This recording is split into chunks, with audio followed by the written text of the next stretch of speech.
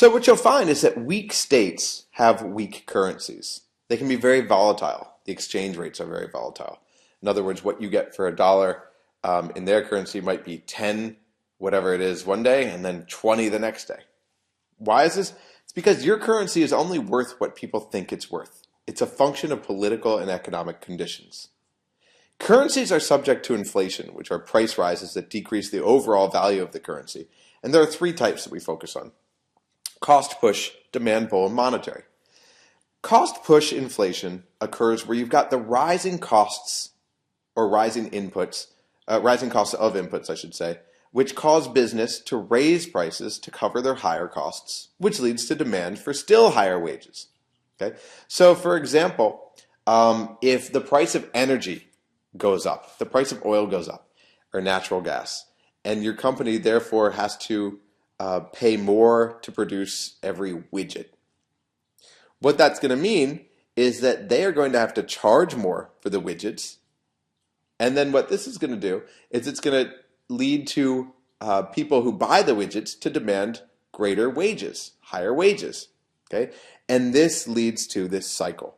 So the fuel prices go up. You've got higher costs to produce, higher costs to transport the goods as well. The products become more expensive. People need and demand higher wages. And then you've got a cycle because, again, wages are also an input. So as you have to pay workers more, then prices are going to go up even more. Okay? It's going to cost even more to produce and transport these things. The products are going to be even more expensive, and people are going to demand even higher wages. And so we've got this cycle. Demand pull inflation occurs when you've got increase in consumer demand financed by the easier availability of credit. This is exactly what we were talking about a second ago. This is what the government has to be wary of during any economic crisis. Keeping interest rates low means I can borrow for cheap and buy a lot of stuff. But as there's more demand for all the stuff, prices are going to rise. Okay? It goes back to supply and demand. And finally, we've got monetary inflation. And this is where you've got an expansion in the money supply.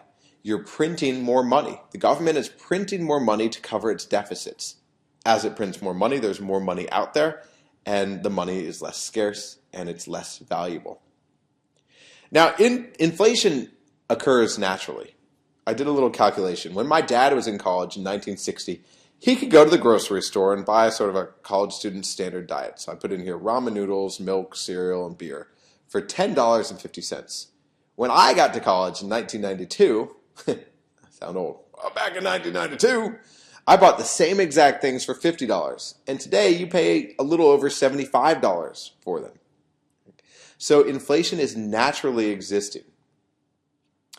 An idea to give you an idea of what inflation means, when you've got 10% inflation, that's a lot of inflation. Okay?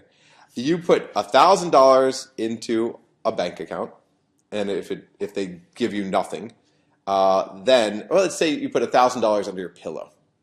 Okay, you put $1,000 under your pillow. It's the equivalent in a year of $900. You've lost 10% of your value. Okay? So we always have inflation, but we also have bank accounts that actually give us some money back. Right? Hyperinflation occurs. You might have 100% inflation per year or 8% per month, which can mean that your money worth $1,000 today is worthless in a year or even a couple weeks. So here's the case of hyperinflation in Zimbabwe. In Zimbabwe, you've got the most dramatic example of late. In the past few years, they've stabilized to below 4%. But around 2008, the daily inflation rate was about 98%. It means in one day, prices would double. So why was this? Well, two things, both linked to government policy. First, in 2000, you had the beginning of a series of takeovers of white farms. Government-supported takeovers of white farms. These reflected popular demands for redistribution that were common in most post-colonial states or post-repressive states. So basically, you had whites who owned the best land, and you had non-whites who said, hey, we want access to that land. And in 2000, they said, we're going to take it. And the government said, go ahead and take it, following this populist policy. The effect, though, was that skilled farmers in this largely agricultural state were dispossessed and they left. They left the country. And what happened is that people who took over didn't have the know-how to run the farms. And so, for example, wheat production plummeted from an all-time high in 1990 of 300,000 tons to just 50,000 tons in 2007, 7 years after these farm takeovers began.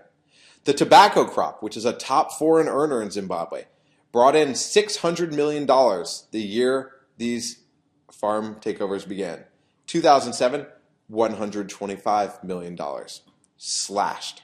Okay? The second problem that led to inflation was excessive government spending.